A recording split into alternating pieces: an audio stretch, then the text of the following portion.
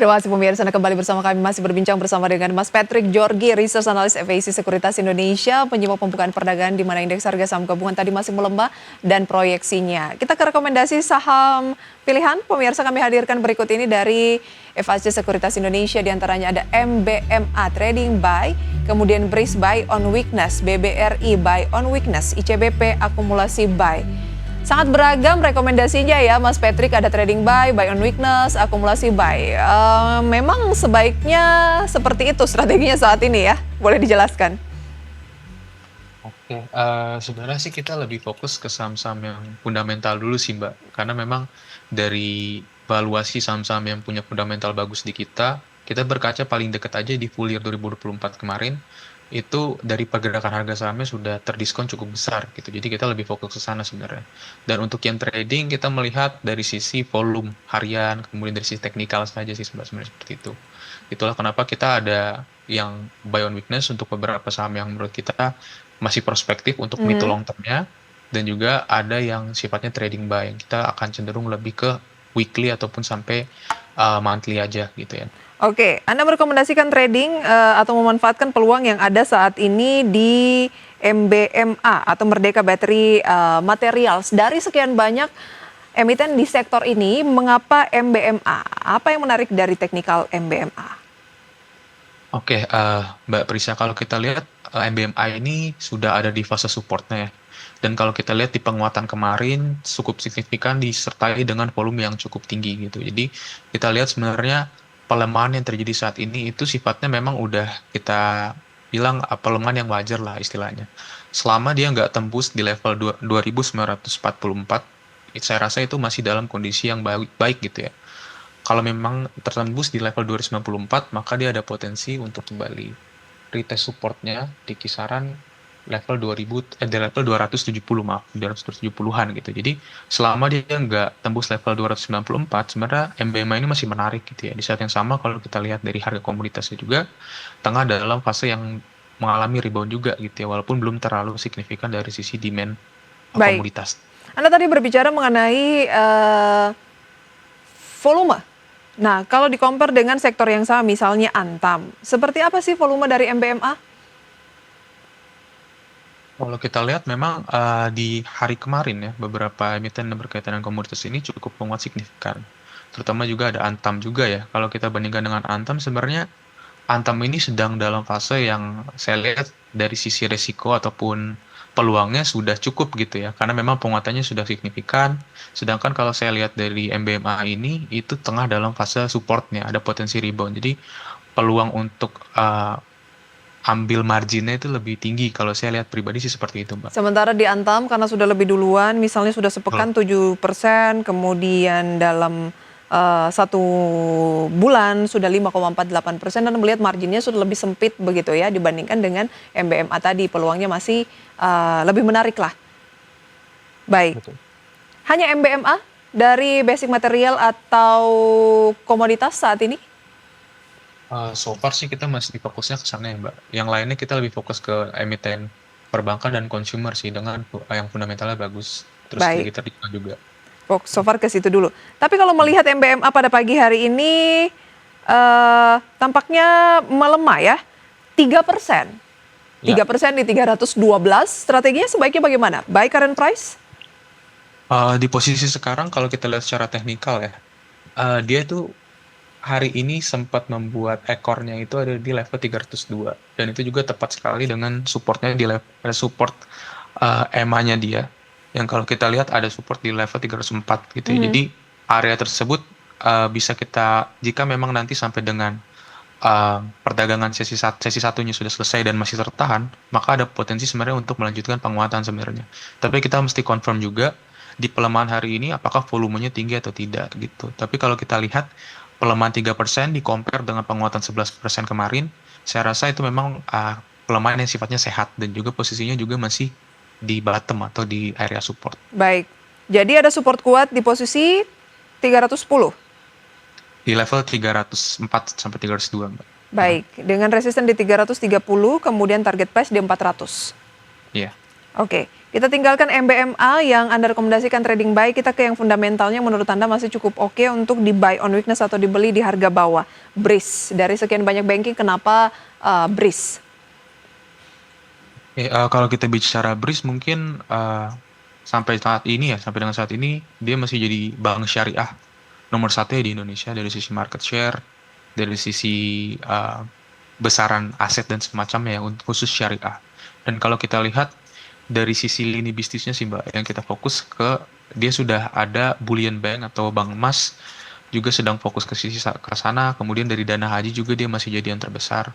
Kita lihat beberapa segmen itu akan menjadi penopang ke depannya untuk BRIS. Walaupun dari sisi pergerakan saat ini, memang BRIS ini bisa dibilang masih terus mengalami koreksi gitu ya.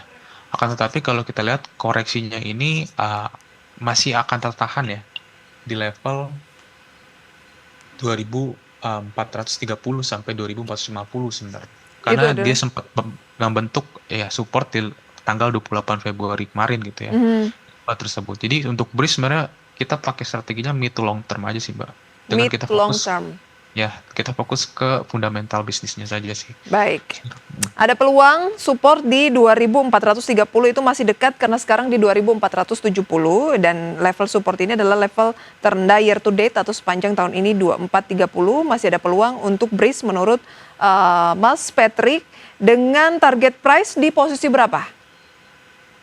Kalau BRIS ya target price kita ada di level 3000 ya sebenarnya. Itu untuk jangka mid to long term ya. Tapi kalau untuk jangka waktu mungkin 2 sampai 3 bulan itu bisa di level 2600-an sebenarnya itu masih bisa kita tunggu gitu ya. Baik, Tapi memang kalau lihat sekarang tekanannya cukup tinggi ya untuk saat baik. ini di Tekanannya BRIS. cukup tinggi di 2470 current price.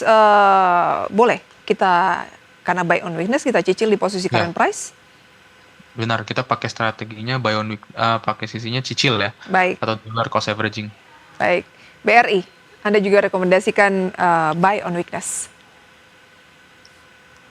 Ya, untuk BRI sendiri kita rekomendasikan buy on weakness karena memang kalau kita compare ya dengan emiten perbankan big caps yang lain, BRI ini punya valuasi diskonnya jauh lebih besar. Mhm. Ya, kalau kita lihat dan juga kalau kita lihat secara teknikal, dia sudah dalam fase yang cukup tertahan ya di level support sekarang. Dan kalau kita bicara soal outlook, BRI ini punya outlook yang juga cukup positif gitu ya di tahun 2025 ini. Memang di full year 2024-nya dari sisi laporan keuangan bisa dibilang growth-nya lebih rendah ya dibandingkan dengan tahun kemarin.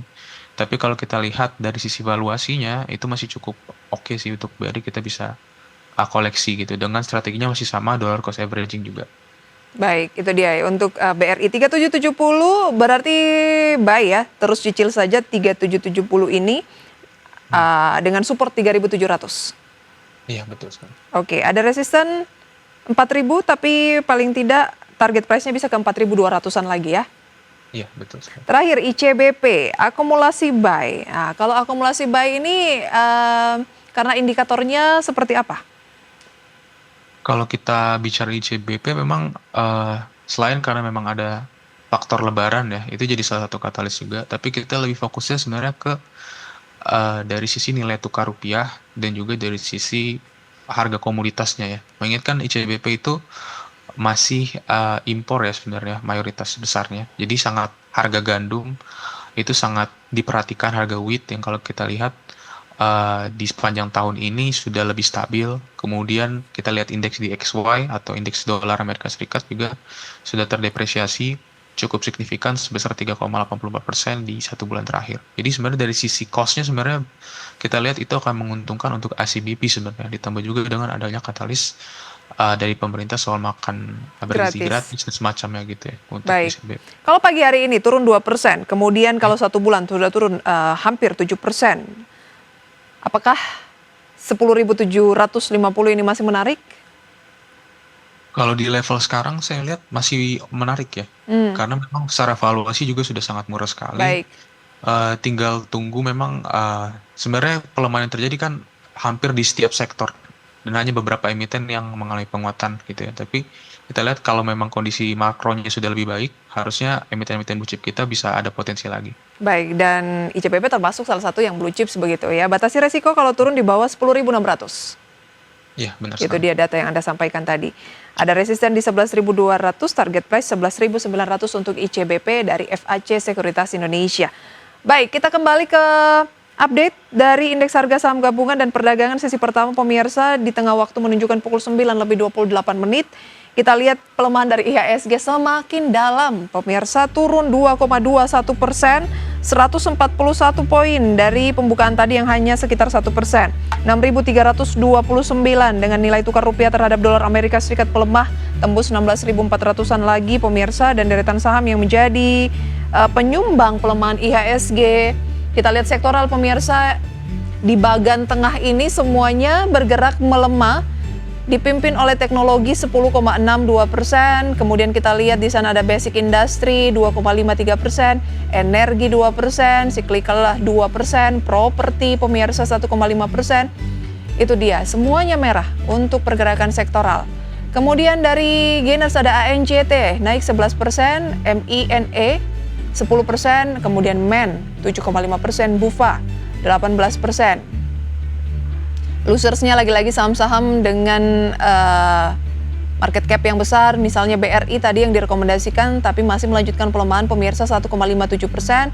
Tampaknya ini masih menarik untuk di buy on weakness. PSAB turun lagi 4%, PTRO 8%, PANI, BNI, Brand, TPIA, AMMN, Unilever, MDKA. Itu penyumbang top losers pemirsa berdasarkan value. Sedikit Mas Patrick, turun lagi 2%. Ini sesuai proyeksi, masih sesuai proyeksi kah? Anda memang tadi mengatakan bahwa masih ada peluang IHSG itu menguji support di 6.320-an, seperti yang sudah sempat dicapai juga. Tapi kalau berturut-turut seperti ini, pagi-pagi 2% lagi, apa sih tips untuk pemirsa mungkin? Ya, sebenarnya kalau di tengah kondisi seperti ini kan, kalau kita cermati, kalau yang penting kita lebih fokus ke trading, kita lebih ketat aja sih Mbak. Baik, Contohnya tadi saham MBMA di mana udah untung 11% kita bisa taking profit dan semacamnya. disiplin ya. Betul sekali. Di sisi yang lain kalau untuk para investor, uang sekarang adalah the king ya, cash is the king. Jadi bisa kita simpan dulu, kita wait and see sambil kita bisa buy on weakness di saham-saham yang kita yakini punya fundamental bagus gitu sih, Baik. Mbak. Terima kasih banyak Mas Patrick sharing informasinya pada pagi hari ini di Market Buzz. Semoga bisa menjadi referensi untuk pemirsa di rumah. Lagi-lagi keputusan investasi pemirsa sepenuhnya kami kembalikan ke tangan Anda. Selamat pagi Mas Patrick, selamat beraktivitas, sampai berjumpa kembali. Pagi Mbak Prisa, terima kasih. Ya pemirsa, sudah 60 menit kami menemani Anda dalam Market Buzz. Semoga apa yang kami sampaikan bisa menjadi referensi untuk portofolio investasi maupun bisnis Anda. Dan mewakili kerabat kerja serta rekan saya Wiki Adrian, saya pamit undur diri. Sampai berjumpa kembali, selamat pagi.